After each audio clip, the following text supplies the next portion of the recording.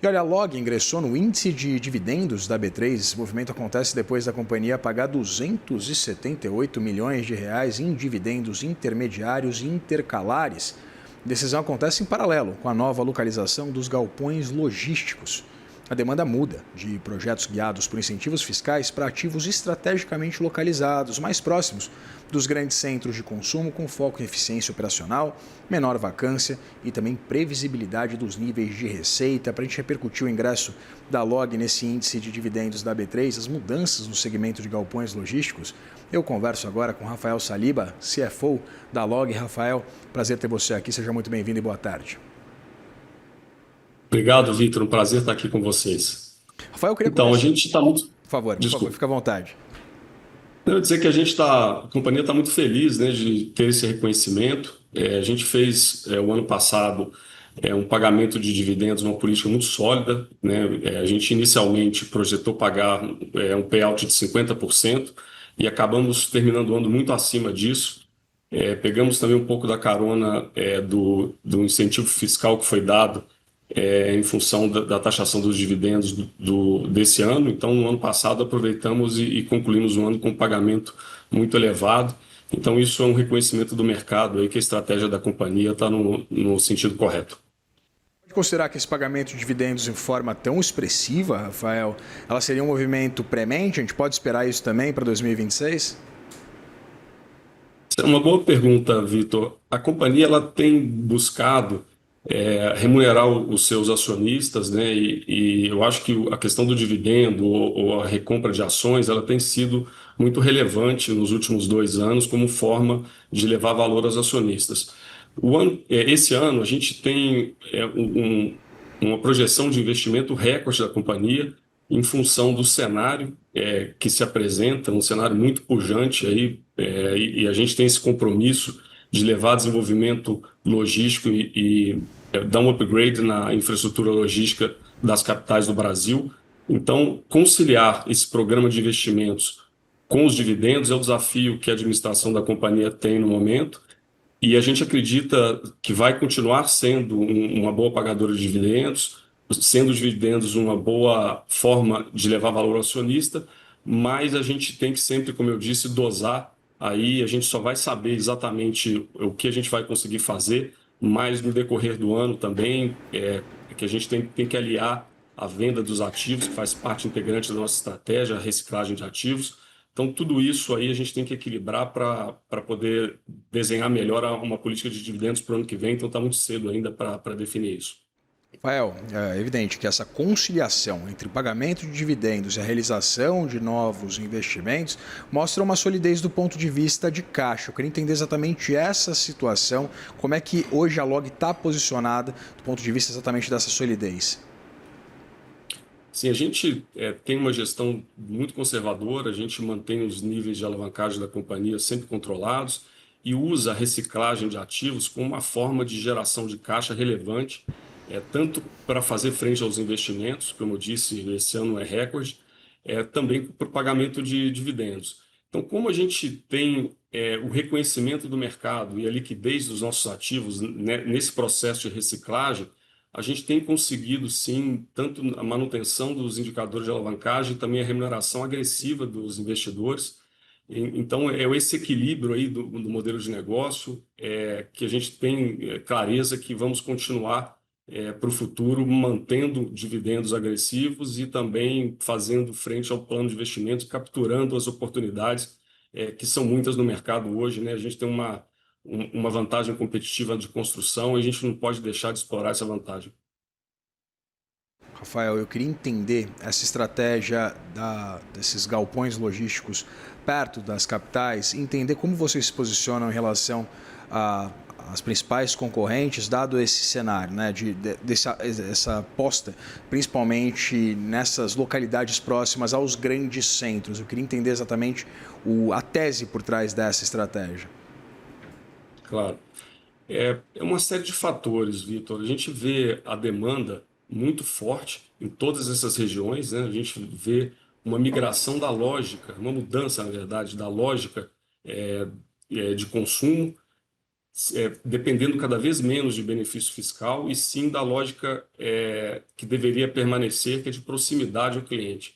Então, as empresas precisam estar próximas aos seus clientes, e os clientes estão concentrados nas grandes capitais, em cidades com mais de 1 milhão de habitantes. Então, esse é o principal driver do mercado hoje, e a companhia ela está muito capacitada para explorar essa oportunidade que se apresenta no mercado. Em primeiro lugar, porque temos um custo de desenvolvimento bem homogêneo e a gente consegue, então, construir, desenvolver galpões com agilidade e com o menor custo do mercado em todas essas regiões da mesma forma. E temos também capacidade de administrar os ativos uma vez que estejam prontos, que é também um ponto importantíssimo para os clientes.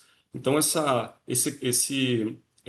junção, né, de fatores é que nos permite aí enxergar essas oportunidades fora de grandes eixos, né, porque foram os que foram primeiro explorados, o eixo Rio-São Paulo, vamos dizer, e hoje a gente vê essa lógica espalhando para as demais capitais do Brasil e a gente está presente, falando com os nossos clientes e desenvolvendo essas oportunidades aí, tanto para atender o cliente, como também para levar valor aos nossos acionistas. E contribuindo, no final do dia, para o desenvolvimento logístico do país, né, que é uma infraestrutura mais precária nessas regiões, principalmente do Nordeste e Norte também, algumas regiões do Centro-Oeste, você tem menos ativos classe A, e essa é a principal diferencial, né, que a gente leva para esses mercados ao desenvolver novos ativos. Muito interessante esse último posicionamento que você traz, Rafael, acerca exatamente desses gaps logísticos que a gente tem né, principais rincões do país. Eu queria entender exatamente quais são as perspectivas para a Elog e evidentemente para o setor como um todo, conseguir mitigar essas dificuldades, principalmente de acesso a alguns pontos do país. Eu queria entender um pouquinho mais essa estratégia. Na verdade, a gente sempre busca desenvolver os ativos em regiões de fácil acesso, né, que são próximos às rodovias e a corredores logísticos que levam rapidamente os bens para os clientes.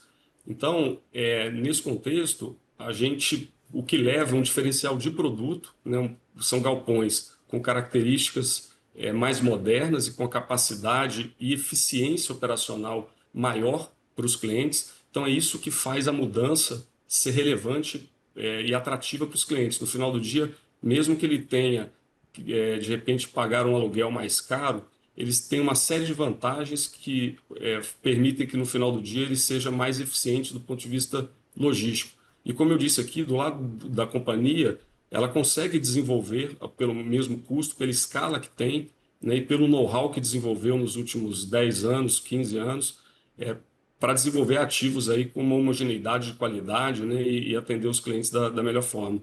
Então, no final do dia, a gente leva um parque logístico mais eficiente à medida que leva a possibilidade, né, pelas características do galpão, que os players embarquem em tecnologia, principalmente os players de e-commerce, e busquem eficiência logística nesses galpões. E por uma série de fatores, os custos de ocupação em geral, eles são bem mais baixos e diluídos em galpões classe A em relação aos que a gente chama de galpões de rua, que são esses mais precários, que são os que a gente está conseguindo substituir e levar a evolução para os mercados fora do eixo Rio-São Paulo.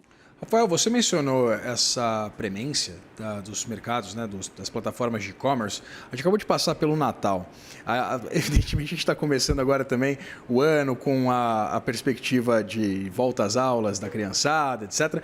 Eu queria entender, dada essa presença massiva dos serviços de e-commerce, principalmente desde a pandemia, eu queria entender quais são ainda os desafios do ponto de vista de operacionalizar entregas mais rápidas, mais eficientes para a população. Eu acredito que os players de e-commerce eles têm buscado esse desenvolvimento de malha logística em novas regiões.